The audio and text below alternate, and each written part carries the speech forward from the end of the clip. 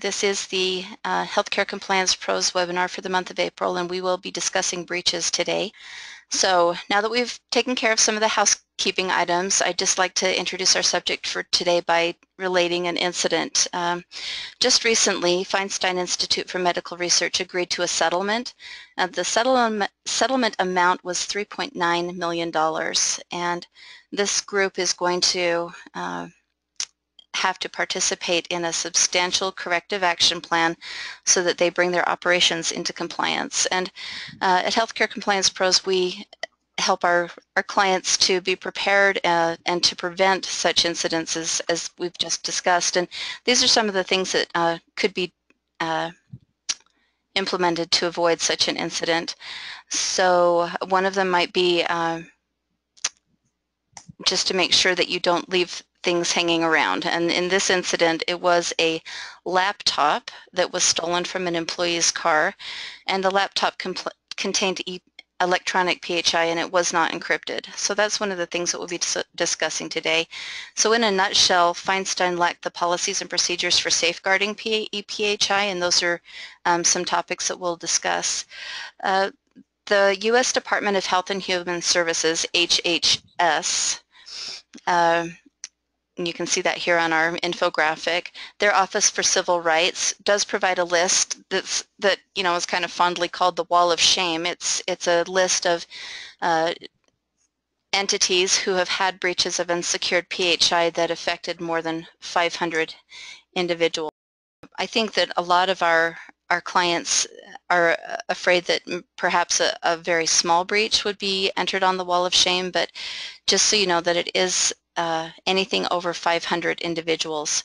So here's an interesting bit of information. There were approximately 35 million affected individuals this past year. So just in 2015, there were 35 million affected pieces of protected health information that were released improperly. Many of those records were involved in large breaches, but keep in mind that there are many more small breaches each year. A small breach, just as we've just discussed, is anything less than 500 or more individuals. So let's just look at our chart here and just discuss how much money are we really talking about. We can see in 2015 the average breach cost $3.8 million, and the total of money that's been affected since 2009 is $31.9 billion. So it's important to note that stolen devices such as laptops in the example that we just shared, this incident was from an employee's car, and also cybercrimes such as hacking do continue to rise. So these scenarios are not going away. It seems like it's becoming a bigger problem. And it's estimated that 2/3 of breaches are due to theft of loss or loss of media. So we're talking laptops, telephones, cell phones, etc. And looking at this Wall of Shame, when we reviewed it, the research that we did recently revealed an 80% increase in hacking incidents, and in fact about 111 million individuals' data was lost due to hacking or IT incidents just in the year 2015 alone. As we've researched this problem at Healthcare Compliance Pros, when we've done our research to see what the trends are, we're seeing that security and privacy professionals are reporting that thefts of stolen devices and cybercrime are really among the highest priority and what keeps them up at night. And we are thinking that maybe this is the sort of thing that's keeping you up at night as well, and so that is why that's why we're working on this webinar today. And so Chad is going to be talking about some of the steps that you can take to prevent and then handle breaches if you are unfortunate enough to have experienced something like this. Well, thanks, Michelle. And as she mentioned, breaches are a big concern for many privacy and security professionals, but they're also a major concern for OCR. And in fact, in 2016, OCR is really stepping up their enforcement with breaches, including providing additional guidance, well, and when necessary, issuing enforcements in an attempt to help organizations prepare for a breach. One of the biggest key elements that we see is people aren't providing the proper notifications on time. And they're thinking, okay, if I admit to a breach, I'm going to get in trouble. But what we want everybody to understand is it's the proper mitigation and proper safeguards that you can prepare for in the beginning to make sure that you have all that in place so you don't get in trouble. So we were going to actually launch a poll to ask you about which types of PHI. Oh, and here it is. She got the poll to launch. So if you guys would like to participate and answer one of these questions, that would be great. We'd like to know what kind of PHI could be considered a high breach risk. So we'll give you a moment to try to participate and answer this question.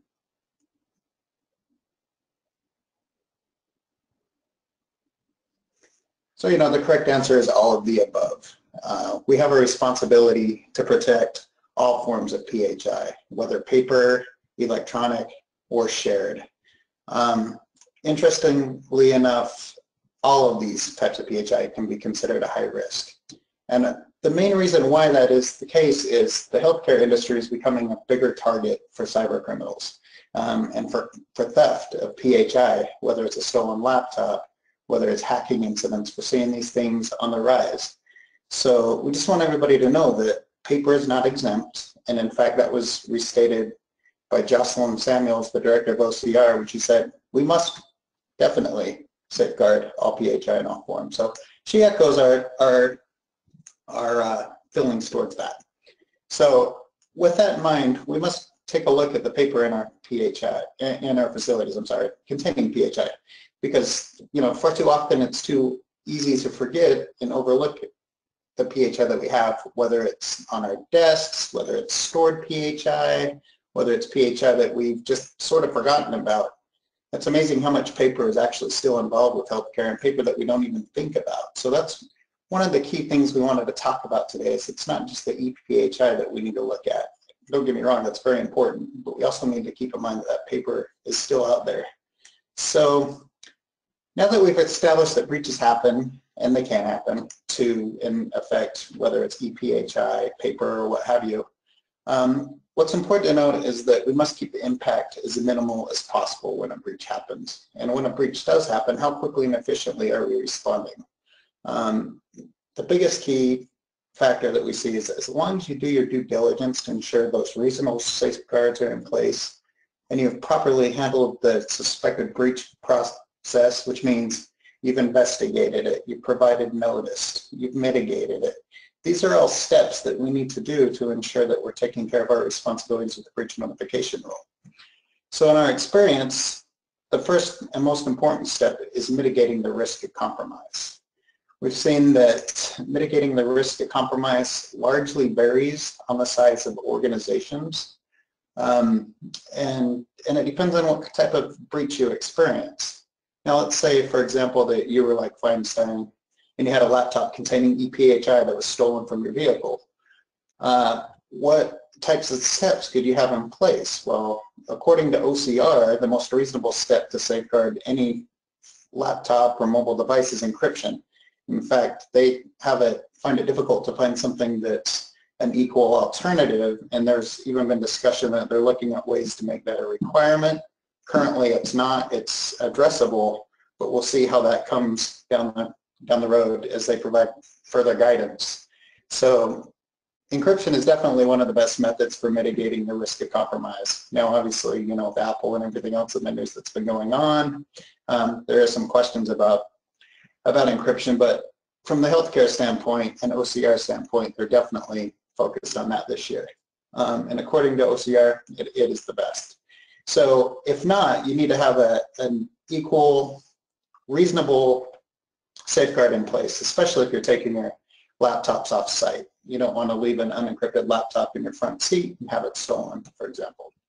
Another way to reduce the risk is having a unique user ID and a password, a strong password that's at least 8 characters, multi-case, changed periodically. There's no secret that a strong password is one of the best ways to safeguard PHI. Another way you might consider it What about having like software installed on these devices? You might want to have something to where you can remotely disable a laptop or a mobile device, or find the device. There's different tools that you can put on there that doesn't necessarily need to be encryption at this point, but would allow you to safeguard your PHI that's on there, or access to that PHI if you have. I hope nobody has it to where you can actually save your username and password on your EHR. That's very dangerous. We definitely don't recommend doing that. So another common example of a breach that we see are misdirected faxes. In fact, this year we've helped a lot of clients with the misdirected fax. Oftentimes it doesn't need to, the biggest thing is what have you got in place. So what we found is one of the best ways to mitigate risk is just simply having your fax cover sheet, making sure that you have a disclaimer on there, notifying them, hey, notify us if you receive this in error, if you're not the intended recipient. Another key element is as part of your walkthrough process, or as employees enter, as they send faxes, they should be checking the fax number to make sure that's the correct number, especially on the pre-programmed fax numbers. Case in point, we had one client we've recently helped who had thought that they were sending, their EMR company, let me rephrase that, was sending PHI to a physician, or who they thought was a physician because the fax number was his initially. Well, that fax number ended up getting reassigned to another individual, so here this individual is constantly receiving all these fax messages containing PHI. They finally notified the covered entity and let them know, hey, we've been receiving PHI from your patients.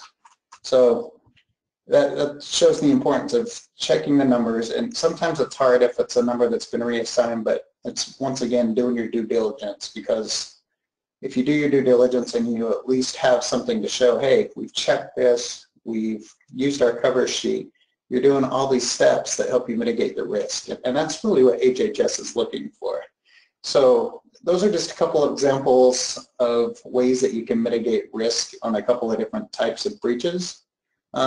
Another important step that we'd like to talk about today is determining trigger events and threats. So back to that stolen laptop. Let's say this laptop was not encrypted and contained the ePHI of several patients. So during your investigation, now imagine you determine your employee laptop was stolen from the passenger seat while the employee was parked at the gym. According to your organization's policy, laptops are to be transported in the trunk or be stored out of sight or securely as possible, but not ever in the front seat. By securely as possible, meaning at their destination point, such as home. The trigger could have been, in this case, that the laptop was left in the passenger seat. And that's one of the things we like to look at is what was the real cause of the breach? Was it the lack of it was not encrypted? Well, yeah, that was more like the threat, because all of a sudden you weren't prepared with that. The trigger event was technically that your laptop was left in. But if you would have had encryption on there, that's really defensible in the event of a breach. So that's the way we want to look at that, is tie those two together and show that number one and number two can revolve in the breach process in determining if you had one and how to mitigate that risk. You're constantly going to be identifying threats and figuring out ways to mitigate that risk. And then going forward, you want to mitigate the future risk of that. So, and that's kind of an interesting topic, because what we've recently learned is depending on your state and depending on what PHI was breached, that you may be required to provide credit monitoring service to affected individuals now. Some states are actually making it a requirement, others are on the fence. That is always a best practice, especially if there's financial information involved. However, there are other important steps to consider depending on the type of breach. So back to that misdirected fax, it just might once again require checking your pre-programmed fax numbers, ensuring that you have your fax cover sheets available, ensuring that they have the necessary disclaimer on there, ensuring that your staff are aware of what information they can actually send on a fax. Those are just some of the things that we like to mention, And with the laptops, it's back to that unique user ID and password, and making sure that your employees know, hey, if I'm taking a laptop or a mobile device off-site, I'm going to go ahead and make sure that it's safeguarded as reasonably as possible per our policy. Those are two critical elements that we need to see happen this year, because let's face it, OCR is basically losing patience with everyone having all these breaches, and that's why they're stepping up their enforcement and issuing guidance. So we're hoping to help clients be and prepare, and mitigating risk in the future is important. Another part of that mitigating risk, though, is you need to make sure that all employees need to be trained on your policies and procedures. That's very critical. You don't want to have that laptop in that front seat, for example. And then finally, it's very important to follow the plan and document everything. And by doing that, follow your organization's plan that you do for notifying in an event of a breach. As most of us have heard, if it isn't written, it isn't so. And it's very, very true in the breach process. You want to have documentation that supports your investigation process, that enforces what was actually breached, and steps that you've done to correct that breach, or mitigate that risk. Those are very important, and as long as you do that, you show your due diligence and you show, hey, we've got a plan in place to correct this, and it's not a breach over 500, or even if it is a breach over 500, it's just really critical to show those steps. And then it's important for you to know that you're not going to get in trouble if you experience a breach. It's just making sure, like I said, that due diligence, I'm going to harp on that thing, that you follow through with it. You take care of those steps that you need to do, and then OCR is going to be much more lenient with you, and they're not going to come after you, and they're not going to fine you. They just want to know that those steps are in place to mitigate the risk to the affected individual and to mitigate future risk to any potential, because they know that breaches are going to happen. So documentation is key, and that's keeping a copy of your notification letters that you provide to a client, or if you need to notify the media, and for those cases, those are always the 500 or more, you want to make sure that that's documented as well. So, so that's some of the stuff that we wanted to cover on that section. Now, I think Michelle's going to go ahead and cover a couple of the other features for us. Thanks, Chad. Right now we're going to actually look at the Healthcare Compliance Pros website for a moment. So I'm just going to drag the website over and show you a couple of tools and resources that are going to help you in managing your breach scenarios. So we have a program called HIPAA Plus, and I'll just drag this back. So HIPAA Plus includes an enhanced security risk analysis, a virtual walkthrough where you're actually looking at your physical surroundings for PHI that might be at risk. And for our conference today, we're talking about breaches. So an important part of HIPAA Plus that we're focusing on today is that breach determination and mitigation service. So with HIPAA Plus, if you do have a breach, we'll actually walk through the breach with you and support you in any steps that are taking place as far as determining if it really was a breach, and then if so, we help you with the mitigation process. Part of that is a tool that we have shown here at the office dashboard. It's just a breach log, but what's nice about the breach log is that it mimics the information that you are required to report to HHS. So anytime a breach is confirmed, you need to report that, and it's just a fill in the blank kind of log, but what's great about it is that it enables you to put in your narrative of exactly what happens, and then if you do have the HIPAA Plus program, you can then submit that to Healthcare Compliance Pros, and that's when we'll kick in to go through the breach mitigation process, and we'll help you with individual notice if that's required, substitute notice if that was a requirement for the particular scenario that you're looking at, obviously media notice for those larger breaches, and then we'll describe any actions taken, discuss how the breach was mitigated, and close it. In that way, you've got a record of everything that happened from start to finish, from as soon as you recognize that there was a breach to all of the actions taken to mitigate that breach. So this is a really powerful tool for you. There are also a couple of other resources that I wanted to bring to your attention. Each of you in your office has a tab called Forms, and there are some resources there that every one of our clients has access to, whether they've chosen to upgrade to HIPAA Plus or not. So I've just clicked on the Forms tab, and we're just going to do a keyword search today for breaches. And so you see that we've got some tools here for you that will help you in case you have had a breach and you just need to work through that as a practice. We've got a tool to help you decide if it is a breach. We've got a tool, a document that will help you to know how to provide notification. We've got letters drafted, one for individuals and one a letter to the media. We've also got a quick reference breach checklist, and it just helps you to determine what steps to take if you have a suspected breach and then how to mitigate it. So know that these sources are here, and obviously we also are here to support you as an HCP support team. So in the operations side of things where I manage, we have a team of people ready to help you. So if you ever do have a compliance question, you can reach out to your client relations specialist directly, or you can come into your office here. I'll just show you the difference. You've got my account in my office. You would click on your office, and then you can actually request help as part of a almost like a text or a chat box. You can submit the question, and then we'll respond to you immediately. And if the question is a little bit more involved, we will let you know that it's going to take a little bit more time, but we generally can respond to even more difficult scenarios and questions within a 24-hour period.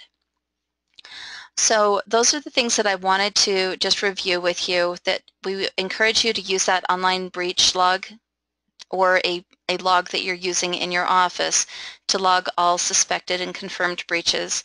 And just know that our breach mitigation service includes that determination and support for notice to the individual media and the Secretary of HHS. And we also supply breach mitigation support for breaches that occur at or by one of your BAs. So if there's something that happens with a business associate, you are, as the end user, you are the one that's ultimately responsible for that PHI that has been breached, and we can help you mitigate those situations as well. And then just keep in mind, just as a reminder, that all breaches must be submitted to hhs.gov using their web portal, and you can submit these immediately. Or for breaches that are affecting fewer than 500 individuals, you can submit those annually, but they must be received within 60 days of the calendar year end. So that's the information that I wanted to share about the website. Keep in mind that there is the breach log tool, and the forms are available for you. And remember, you just do the keyword search breach in this case. Well, if I could type to get that information. So I'm going to turn some time back over to Chad so that he can just review the focus for 2016. Well, thanks. And as Michelle mentioned, business associates, that's actually a major focus this year. And something that, OCR is focusing on, whether it's with their HIPAA audit program or the breach notification process, there's a big increased focus this year on business associates. Some of the questions that you need to consider are business associates following your policies and procedures? Oftentimes that's not the case, and that's what they're seeing in some of these breaches that have happened, is that it was a breach that happened due to a business associate, and there weren't proper breach notification procedures identified in your business associate agreement. So timely notice wasn't happening, and so those are some of the things that we're going to actually cover in a webinar next month. Is we're actually going to take on the business associate requirements. But for now, note that if you have business associates and they are involved with a breach, you want to make sure that they are providing timely notice to you. Secondly, this year we're going to be focused on unencrypted mobile devices, and that's actually a focus not just on our part, but throughout the healthcare industry, whether privacy or security professionals from OCR or wherever else. We definitely don't want to be forgetting about our laptops or mobile devices. Make sure that you have those policies and procedures in place.